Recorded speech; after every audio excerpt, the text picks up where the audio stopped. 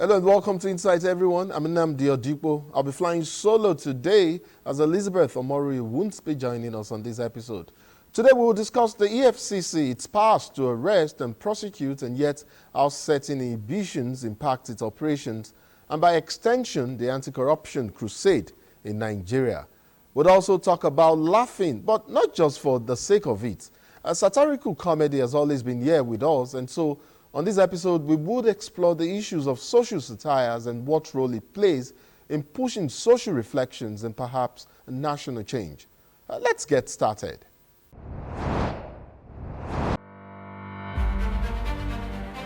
Whatever the issues are, the National Assembly is constitutionally empowered to scrutinize, however complex or intricate. We have involved all the academia, the members of the academia. We have involved the academies.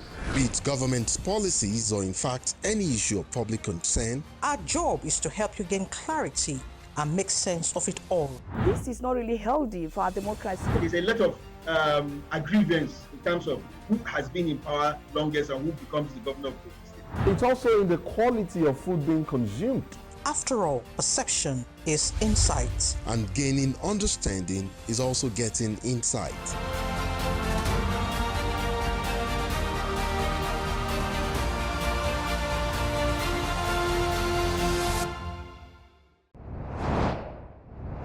Well, corruption still subsists as one of the greatest challenges facing Nigeria and definitely continues to hamper national growth and development. Since its establishment in 2003, the Economic and Financial Crimes Commission, EFCC, has struggled to tame corruption, achieving some level of success. But some say despite these successes, the anti-graft agency continues to face political, administrative, and judicial bureaucracy, hindering the agency from performing more efficiently. Let me bring in my guest at this point, a regular here on Insight and justice analyst. He is a legal luminary, Ejembi Eko, senior advocate of Nigeria. Thank you so much for joining us on Insight. Thank you for having me. Let's move on quickly and talk about EFCC's successes against the backdrop of its onslaught on breach of ethics in corporate governance, especially by political office holders. Maybe we'll venture a bit or venture further into the investigation of former state governors. Can you rationalize the EFCC's prosecution of those alleged to have diverted public funds on the side of law, as against arguments being put forward by some, saying that they are being accused by the EFCC, or rather that their arrest and prosecution by the EFCC is political, and as such, theirs is persecution and not prosecution, as they have argued. Can you rationalize the argument on the side of law? Well, first things first. If you do not have a case to answer, I do not think the EFCC will just go out and charge you for just charging sake. They have their hands full at the moment. They have their duty cut out for them. Most of the people that pander the argument that it's a political witch hunt, they are being persecuted and all whatnot, I don't think they are being fair. Look, the dire situation on ground is corruption will kill Nigeria if we don't kill it first. We should give EFCC some kudos. Most of the people accused have a case to answer. At least that is what the courts have said. So the issue as to whether or not maybe among 100, a very low percentile, may not be guilty or may not have a case to answer doesn't take away the fact that the majority of the people charged have cases to answer. And they are being given an opportunity for their side to be heard in court. It's not like they are being dragged before one kangaroo system and arbitrarily detained or something. They are taken before a court of law. They are given their day in court. And the orders of the court and the ethics and rules of the court have been followed. So for me, I don't think it would be fair to say the EFCC is on a witch hunt. Okay. Incidentally, under the new leadership of the EFCC, it appears to have reviewed some of its guidelines, especially the ones about, talking about arrest, detention, and prosecution guidelines here now. I hear that, under these new guidelines, premium attention is being focused on the rights of suspects. especially where it concerns arrest, detention, and bail issues, you know.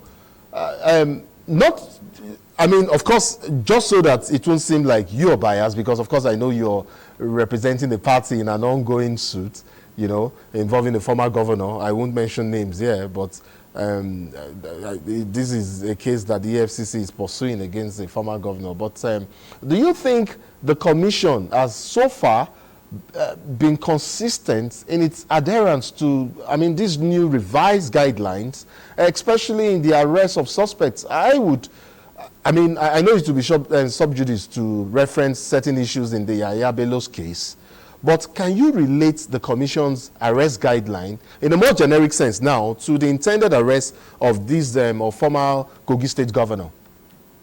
Well, there was an attempt to arrest him. The attempt did not work. That much is in the public fora. But speaking strictly to the mode of arrest of suspects, their right to bail and adherence to rule of law, I think so far the provisions of AJA on these issues are what the EFCC follows toe to toe. A suspect is not guilty yet. He's still a suspect, as the name implies. So upon his arrest, he's given all the rudiments that the law provides for him. He's entitled to bail. He's entitled to be informed in the language he understands the reason for his arrest. And if need be, he's entitled to be treated in a humane manner. There is nothing that says that because you are under suspicion by the EFCC, that you're already guilty. No. But be that as it may, evasion of arrest or attempts not to honor invitation. I was going to come to that, but since you're already there, it's an issue that... Yes. Those attempts to evade invasion, I think that is taking the law, the leniency of the law too far. The law is very clear. As a law-abiding citizen, once you are invited by any institution, you are supposed to present yourself. Okay, if you choose not to present yourself, the EFCC is entitled and mandated by law to arrest you. The mode of arrest is stated in AJA, is stated in the guidelines. Everybody knows it. That is no longer like the colonial or maybe prehistoric days where people are beaten up or traumatized at the point of arrest. I want to believe things are now done in a very civilized manner. On its own, the EFCC has right to grant you an administrative bail. When you are charged, you have a right to be brought before a court within the time stipulated by the law. And usually, if the law deems it fit, you are granted bail. I don't see why this is a long talk. So it's it almost ludicrous to have a suspect, because that's what it is at that point. You're being alleged to have committed a crime, intentionally and deliberately, even sometimes, utilizing certain loopholes, to evade arrest in the first place. Well, as a starter, evasion of arrest is an offense. The law forbids it. The law gives the EFCC and every other law enforcement agencies the powers on how to act in that regard. Even the Constitution backs the law enforcement agencies in how and what steps they take where there is evasion of arrest, or when you are trying to obstruct the administration of justice, as it were. That much is known. That much is elementary. That much is laid down law. But the point is this. At what point is a suspect alleged to be evading arrest? It is when all that needs to be done for the purposes of your arrest are made known to you. You refuse to provide yourself, or by aid or not, or one or two people, you decide to obstruct the carrying out of their legal duties by the EFCC. The EFCC knows what to do. I don't think I need to lecture them on how to go about making an arrest. True. And what steps to take where there is evasion of arrest. True, but the point, and this is something I'd like for you to double down on, because my point is that sometimes it will seem that some legal loopholes and technicalities, even provided for in the law, enables some of these suspects to evade arrest and prosecution. Of course, that is even separate now from another issue, the one of judicial delays, which, by the way, some say, or many say, also results in cases dragging on for many years. Some say, allowing suspects to also evade justice. How do all of these legal issues, now I'm talking I want you to look at them from the legal aspect, how do they all join in limiting EFCC's ability to exercise its powers to arrest and prosecute high-profile suspects? Maybe you take that first and then we'll move on. Firstly, delay of trials at the courts is a well-known fact. I think it is not just to accuse the EFCC of being laid back here. We must go to the infrastructure that premises them and gives them the powers to even charge and prosecute in the first place.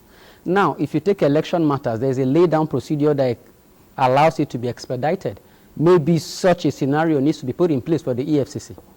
That will take away the issue of delay and unnecessary adjournments. Yes, Abuja has come a long way in trying to remove some of these loopholes that exist in the delay of trials, but they are still there. You still have issues of conflicting court judgments. You still have issues of dying-minute injunctions, restraining the EFCC and other law enforcement agencies from carrying out their act. The rightness or wrongness of it is not what I'm going into here, but that still exists. But it is an issue. Yeah, it does exist, and we can't run away from that. I think it's not just to expect the EFCC to perform miracles. The whole infrastructure has to come in to fight corruption. The judiciary needs to look inward and say, listen, this can no longer go on. The erring justices will be called to order. The lawyers, the Nigerian Bar Association, the body of senior advocates, by whatever means, all the stakeholders needs to come in and say, okay, lawyers that participate in these instances, seemingly instances, if found to be true, should be called to book. The same thing applies to the prosecutors themselves, who go and take adjournments for no reason. So I think it's a bar and bench thing here. It's not just to stand and point fingers. Everybody needs to sit down and come up with a wholesome solution. How do we expedite corruption matters? How do we make them move quickly and as fast as possible? How is justice not delayed? It's the entire justice sector problem.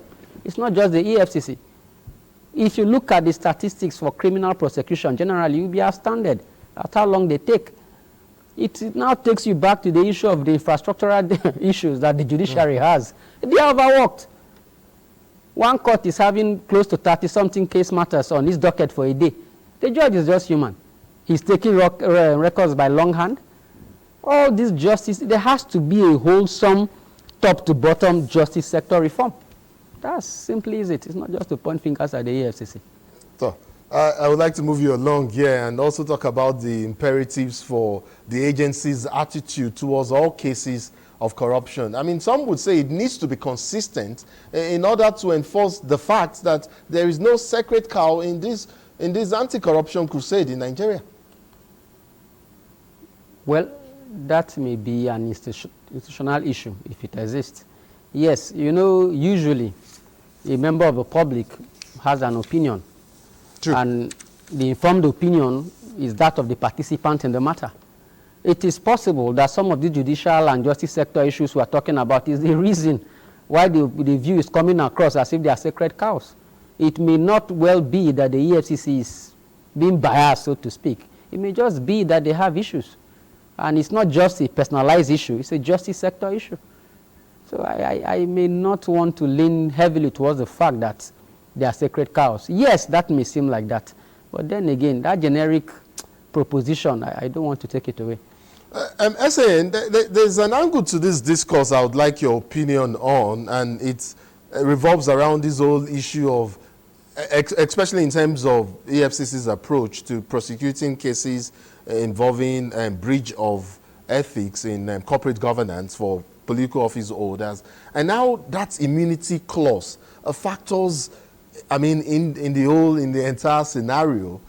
This is an issue, I mean, quite delicate and tough for the EFCC to pursue, because it means once in office you cannot attempt to even prosecute a political office holder because he or she has immunity. And then it means tarrying and waiting and perhaps building up a case until that person's subsisting tenure elapses or expires, and then EFCC now proceeds or commences with the case. I mean, would you like to come in here and talk a bit about this whole issue of immunity and perhaps we might need some constitutional tweaking, you know, if really we want to pursue this anti-corruption crusade to, I mean, logically and expansively, and just so we achieve some results or desired results? Well, the case of Donald Trump jumps at me. That was the former president of the world's most powerful country, and he's being prosecuted at the moment. Immunity clause in the Nigerian constitution as provided by section 308 has its own limits. The interpretations may vary according to opinions, but it's a right in personam. It's a personalized right. It's a right that inures to the individual for the length and duration for which he holds an office and nothing more. The motive behind that right is also explained in judicial matters and interpretations over time. A man who is holding the office of the president, vice president, governor, deputy governor, if you allow him to be distracted by criminal and civil matters before the court, he may well not be able to perform the duties that he took an oath to perform. But be that as it may, it should not be used as a shield to run away from liability if any is found at the end of the day. Yes, people are washed with the view that 4 years or 8 years is too long to wait before you prosecute someone. But the mischief for which that provision was made must be taken into cognizance. The office holder has to focus solely on the duties for which he took an oath. And he cannot so focus if he's meant to answer to every criminal and civil allegations within the course of the duration of his tenure. Yes, if you feel that there is need to tweak it constitutionally, you have to take it to the legislature. Let them sit down. True. Let them see whether the purpose for which that provision was made is not being abused. If they feel it's being abused, the duty is on their doorstep for them to amend it. True, true. It is said that the most damaging aspect of corruption is the amount of money that we lost through practices like embezzlement. Now, I wonder what your position might be in terms of how best to redress and possibly, turn this tide, seeing how battling corruption through direct measures that we have used over time, using punitive acts as deterrents against further corruption has been unable to plug, these leakages. What form of management or perhaps oversight formats in corporate governance, maybe by political office holders now, and even in public attitude against an issue like indiscipline, for instance, would you prescribe in turning the tide of corrupt practices in and outside of government? Well, as a starter, it's an issue that the entire nation needs to sit down and look at. For now, what we are doing is more or less we are treating the symptoms of the disease. We need to go to the prevention. Okay. Like the good book says, take away from me temptation. If the office holder does not have the powers to access these funds without little or no oversight, then maybe he will not be able to go away with the chicken, so to speak. But the truth is, when a person has so much unchecked powers to be able to deal with public funds as he deems fit, the temptation may come. So maybe, as a minority view, we need to look at preventive steps. We need to look at measures to stop these public office holders from having an unchecked access to public funds. Maybe from the top to the bottom, or bottoms up, whatever approach we take.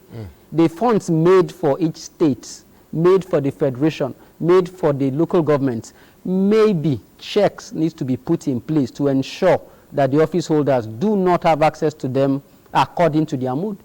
Maybe that will help, and that may actually yield results than the one we've been doing. We've been chasing the people who are liable.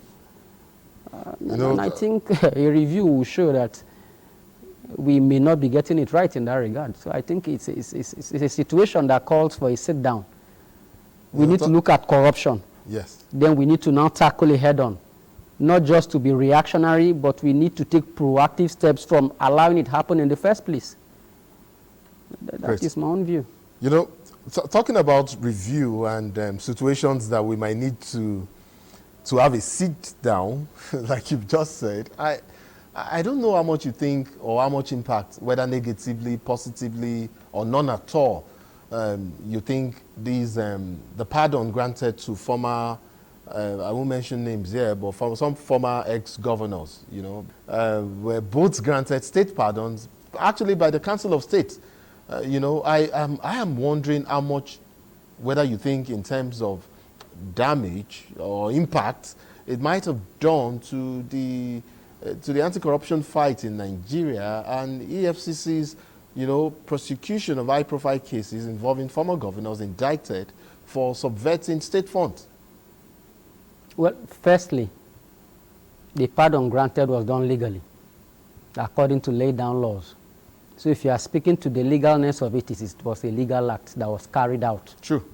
Now, if you're speaking to the morality of it, it may dampen the people who suffered, who went out of their ways, who put in hours, who sacrificed so much to have gotten those people prosecuted, investigated, charged, prosecuted, and convicted even.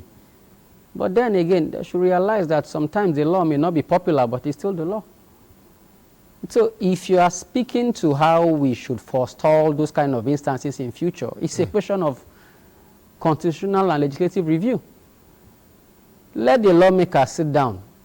Let them ask themselves, if really we are after corruption, maybe we need to tweak the ability to grant pardon to some people instead of leaving it as open-ended as it is.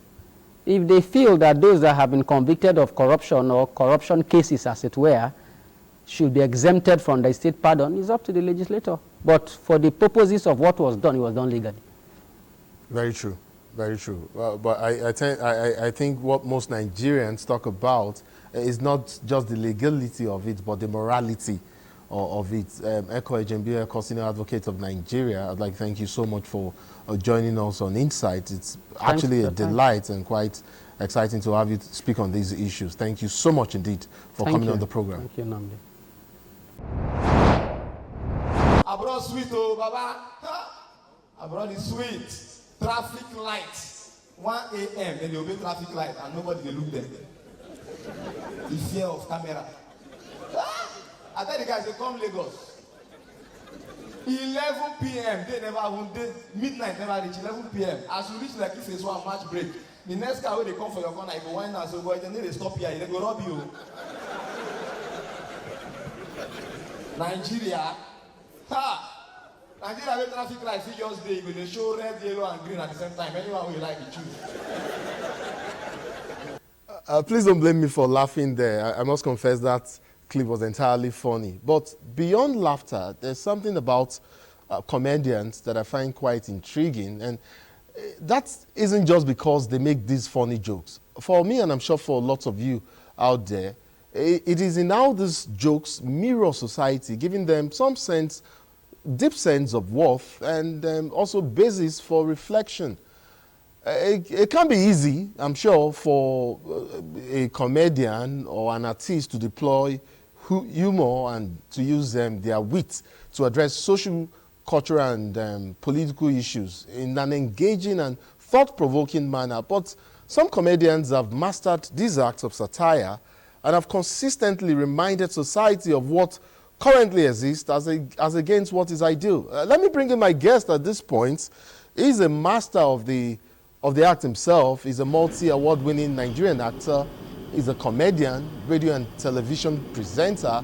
Of course, amongst other things, he's also a writer and prolific master of ceremonies. He used to hail himself as CFR, Comedian of the Federal Republic, but now I hear the title is now GCON, Grand Comedian of Nigeria.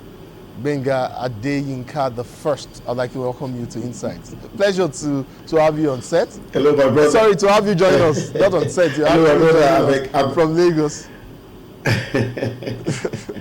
I'm excited to be here. Thank you fantastic. so very much for having me. Yes, please go ahead. It's actually good to have you join us. And also for the use of technology, the way Lagos is directly connected to Abuja, gives me goose pimples. Very well. Thank you. We're glad to have you join us here. And I'd like to just kickstart our conversation basically on this issue. I mean, this is something that I do not consider trivia, not for any matter. I mean, there is absolutely no doubt that comedy as a form of satire has become an influential force in shaping public opinion and also challenging societal norms. But then, and I think to a large extent that it is all in the messaging and how these messages are couched. So I say this because ultimately what the artist or what the content producer, whether it's cartoon, whether it's a skit online on social media, whether it's a stand-up comedy, I think what that person wants basically is for the listener to get the message behind the message and for that message to be delivered. Otherwise, there is no communication at all. Is that right? Yes, fundamentally, I think what you have said is totally right. One thing we must also take into cognizance is that when it comes to the use of satire, it depends on the intention of the intention and belief of the artist himself, be it a musician, a comedian, a writer, and whatever. Because satire itself is the use of exaggeration to kind of achieve social re-engineering on the part of the artist. But the most fundamental thing in all of this is, if you're a musician, you make them enjoy the music. Don't allow the message give you bad music. If you're a comedian, you let them laugh. Don't allow your message stop them from laughing, because basically your vehicle is your laugh, is your desire to elicit laughter. And at the end of the day, you want them to think. It might not be there. It might be when they get home. It might be when they want to do what you are preaching against initially. Like the young man who was telling the joke earlier was talking about people at traffic lights. It might not hit the person who has laughed earlier until he finds himself in that situation at 11 o'clock and his mind is telling him, move. I remember an instance that happened to me too. I was in Ghana for an event at about that time, and I was telling the driver, he stopped at the traffic light, and I was telling him, oh, let's go. We are late for this event. He said, oh, Charlie, as for you, you're in Nigeria, Abi. Here, we wait for traffic lights. And since then, it's stuck in my mind that I must stop at traffic lights. So the point is that, yes, the message might not land at a particular time. That's why, in fact, communicators will say communication is an ever, continuous process, never ending, as a matter of fact. So when it hits me, it might be different from when it hits you. So that's probably why, or that is why I would like for us now to double down on, perhaps I would ask you for an elaboration on this persuasive power of satire and its ability to influence public opinion, especially, when we talk about this impact of this satire on an individual's perspective on social issues. How do you gauge some of these responses? Okay. This public response that we're talking about, and how do we know that people are really responding or changing their views on certain topics due to some of this content that we put out there, or that are out there, this satirical content? Otherwise, like sometimes I get the feeling that, look, is this not a waste of time? People are just laughing, and then after they laugh, life just continues afterwards. Nothing is wasted. See, the whole idea of satire in the first place is giving the weak a voice to talk to the strong. If I am the MD of a company, I can come in and tell everybody, you guys are very stupid. I don't like what you're doing. You have to stop this. But if I'm an employee, I can't tell the MD that he's stupid. And that is where the satire comes in. I can come in and say, now, wow, some guy, and this is at an event, some guys will just come and say everybody is stupid. But then, do you know that stupidity itself is not from the bottom, but can come from top down? I've not abused anybody. I've not said anything. But at the end of the day, the next time the MD wants to do something, he thinks about it. True. And how do we gauge responses? It's as simple as ABC. Every time you find people queuing, every time you find people not doing what they are not supposed to do, the man who beats his wife normally goes for a comedy show. A joke is told about a man beating his wife. The next time he raises his hand, that thing registers in his subconscious that, oh, this guy said something about it. Am I an animal? The guy who drives one way, when a comedian talks about driving one way and about how it's wrong to go one way, the next time he wants to do it, even when he laughed at the joke there and then, when that opportunity comes, he remembers and says, oh, this what I'm doing is totally wrong. So at the end of the day, we are gradual molders and changers. We're gradual agents of change. The change might not hit you directly, but it comes at a point in your life when it becomes useful to you. And that, I think for me, that is the whole essence of subtle transformation, subtle reorientation, subtle change. I'm not a military man that tells you if you cross the road I will whip you. Do you understand? But I'm not working with you physically. I'm working on the emotion, and I think that is where satirical comedy is stronger than coercion. Okay, great. So I put you in the class of those who birthed this, comedy industry in Nigeria. I mean, of course, we recall and know how much yourself, Ali Baba, Oke Bakassi, and a few others, Julius Agu, I should say, did the amount of work and effort you put into this industry to get it to where, it got to a point that it really took off. And then the next generation took over. And here we are right now with social media, expanding the space. When you take a back seat and then you look at what is being done currently, with some content producers, coming up with skits, some skits speaking through to power, some skits criticizing some social issues and all of that. How does it make you feel? And in terms of messaging, do you think we're on track in terms of messaging when you look at some of these pieces, especially satirical comedies being put out there right now within the industry in Nigeria? Okay, I think first and foremost, one must have an understanding of what art is.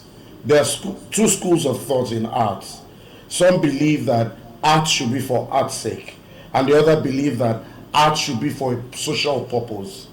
Sometimes you see some people, all they want to do is just make people laugh and go. Some people just want people to shake and go, But in the recent past, because we are beleaguered with a lot of malice, socioeconomic, religious, political, and all that. I see more and more younger skit makers coming out with a lot of content that makes sense. But then you also have a lot of them who just want to make you laugh, and there's no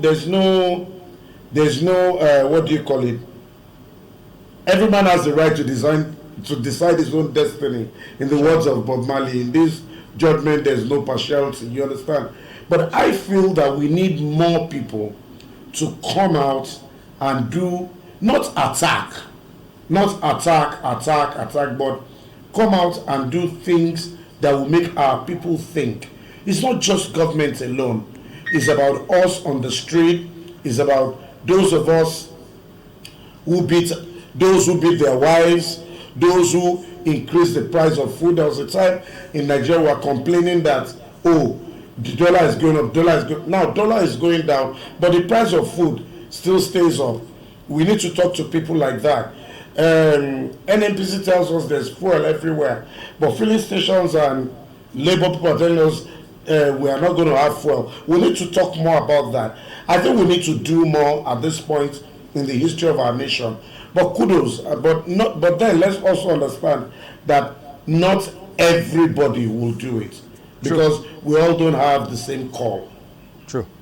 I think before we continue our conversation, it may be good to see another satirical comedy piece, content. I would like for my producer, my director, I beg your pardon, to play that video. For a bit, and I was hearing their voice. The door was shut. They were not arguing. They were having a normal conversation, but it was just loud. You know, Nigerians are loud. By nature, we are just loud. Do you know why? Do you know why? The generators.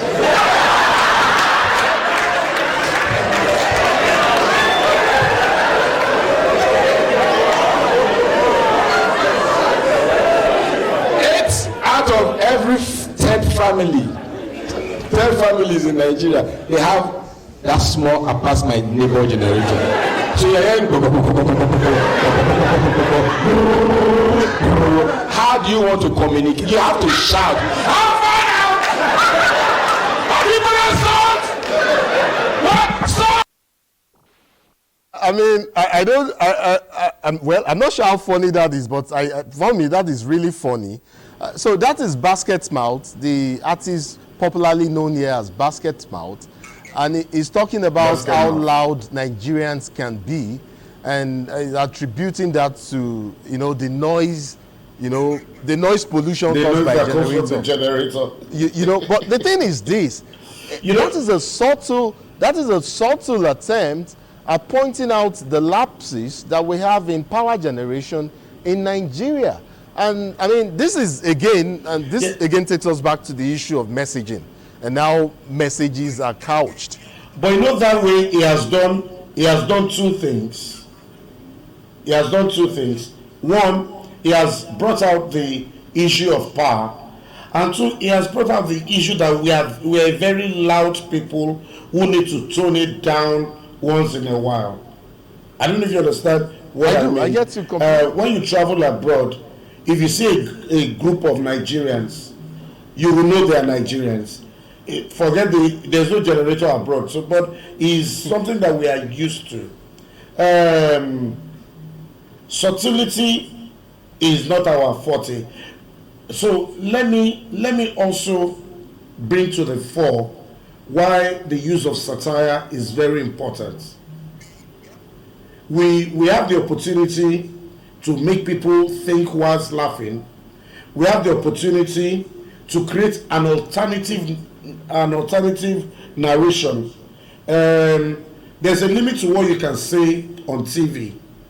I remember years back, I wanted to start a program on TV called This Is Not the News. And I came to see someone and he said, okay, this is a lovely idea, but you can't talk about tribe, you can't talk about religion, you can't talk about, he mentioned so many other things, and I asked myself, if I don't talk about tribe, I don't talk about religion, I don't talk about this, what will I be talking about? So it creates an alternative. Then it waters down serious issues. The way Basketball has spoken about generators now, if I was to talk to a governor, a president about the issue of generator, I will attack it so hard that the man will start asking me, come, young man, what do you have against me? But at that place, if the president or a governor was there where Basketball told that joke, the governor would have laughed. It's only when he gets home that he would realize that, oh, we really have a power issue. Whether we're on band A, band B, band C, or bandits, we need to do something about it. Do you understand? So that is the... I don't know which one is bandit, so I know band A, band B, band C, but I don't know bandit. So I don't know where you get band A is where you get lights for almost 24 hours. Band B is where you get light for some hours. Band C is where you get light for some hours. Bandit is where you are stealing when you've tapped other people's lights and you are using that light without their notice. Okay. Okay, so I get that basket mouths, like a lot of artists out there, you know, are quite deliberate with the issue of messaging. But then I think there's also, and I don't know if you'd agree with me, but some would say while we use, you know, this content to raise issues for social change, you know, and all of that, there are also concerns raised regarding the potential of some of these satirical skits or comedy pieces to be harmful or offensive.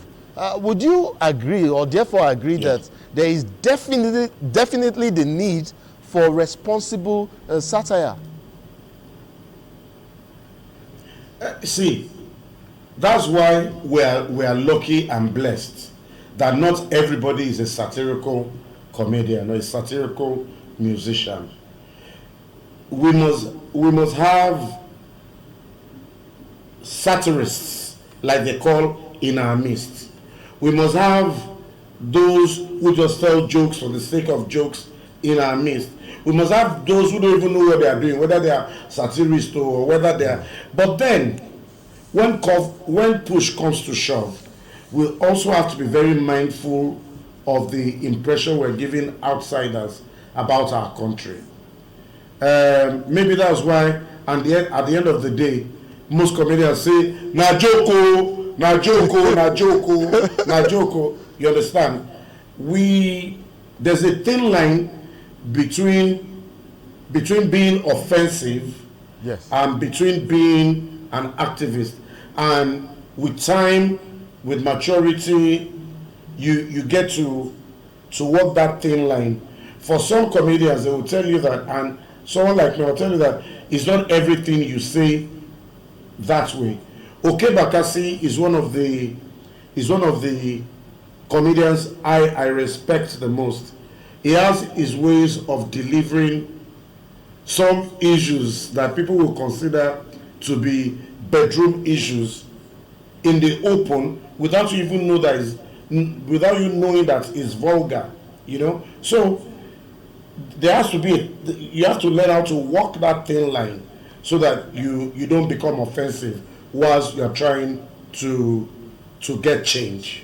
I mean, this is when we talk about the issue of limitation and respecting people's privacy, knowing that where your right even begins and ends with telling a joke is where another person's right begins, actually. And I mean, yes, we get starts, that, you know, yeah. Starts that is, you know, the thing is this: when, especially when you are the receiving end of a joke or, you know, a comedy skit, it isn't likely to be funny to you. Others may be laughing.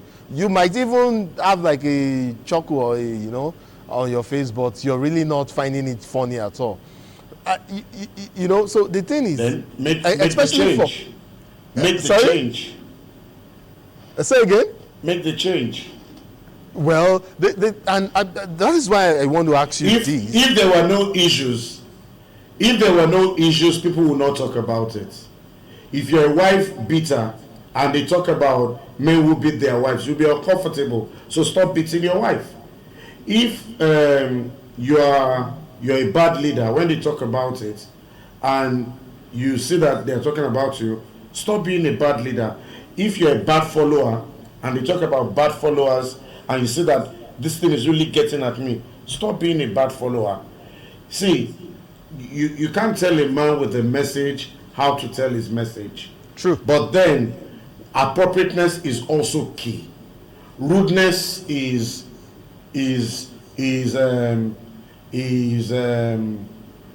not acceptable. Rudeness is not acceptable. Vulgarity is not acceptable. I spoke about appropriateness earlier. Yes. You have to be appropriate and sensible in your delivery. Don't unnecessarily be confrontational with people. That is why you are using humor. I can come to you and say, "Come, are you crazy?" But I can also come to you and say, "Oh God, why do they behave like person who ain't nowhere like this?" Isn't that the same thing? Calm down.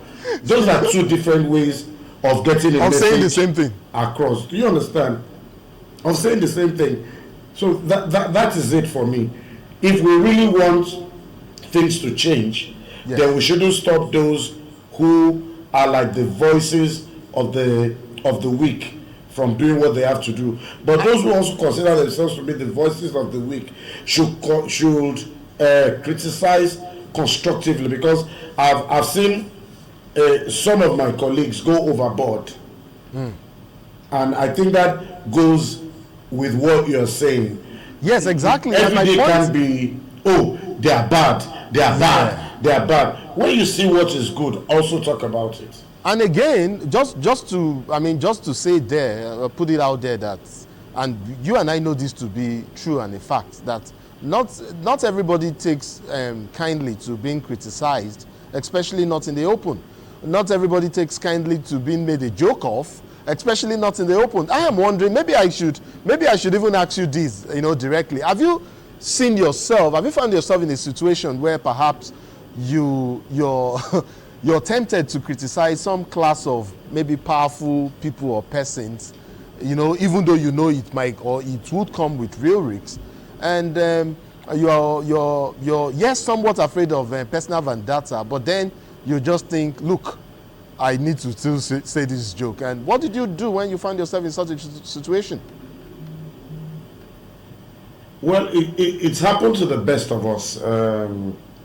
It's happened to the best of us. There was something that happened a long time ago. Then I just started, and I was still fresh, and I needed the job of the comedian, first and foremost, is to elicit laughter. So sometimes we tend to be desperate, and in our desperation to make people laugh, you might say one or two things that are not totally right. With the benefit of hindsight, I think that was the year one executive jumped from a floor from a high rise, and I did a joke about it, and somebody came to me afterwards and said, "Maybe I respect you a lot, but that was below the belt." And I thought about it, and I felt it was too soon.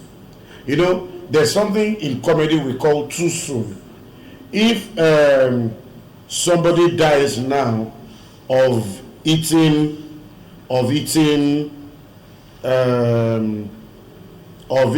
beans, and tomorrow I go and start telling jokes about eating beans and dying, it's too soon. Insensitive. But if after some time I tell a joke about beans, about how my dog, somebody served me beans and I called my dog, this is an old joke, and I told my dog, "Oh yeah, eat these beans," and I'm waiting, the dog goes out. After a while, somebody rushes in and says, "Hey, your dog is dead, oh, your dog is dead, oh." Meanwhile, I'd had the beans and I want to hang myself, and they say, "What happened?" I said, the beans that the dog ate is poisonous beans. Now, I've eaten the beans. Instead of the beans to kill me, let me kill myself. And they said, "No, it was a car that killed your dog, not the beans." So there are now 2, 3, 4 separate thought processes in that. One, we've gone past that initial stage of, oh, it's too early, let's not cause trouble, to the time where we can all laugh about it and all that. Yeah. So I think, like I said earlier, appropriateness is key. Appropriateness is very key in the life of anybody, be you a comedian, be you have to know what to say and where and when to say it. Otherwise, instead of being a professional, you just be a nuisance.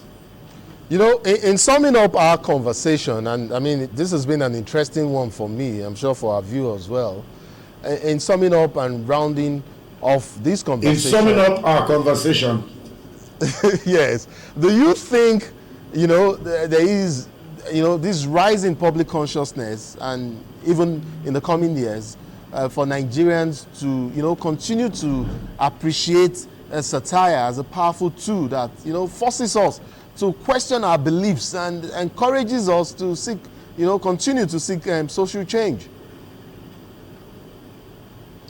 First, I think even the comedians should see that comedy is a tool for social reorientation, social reengineering, and change.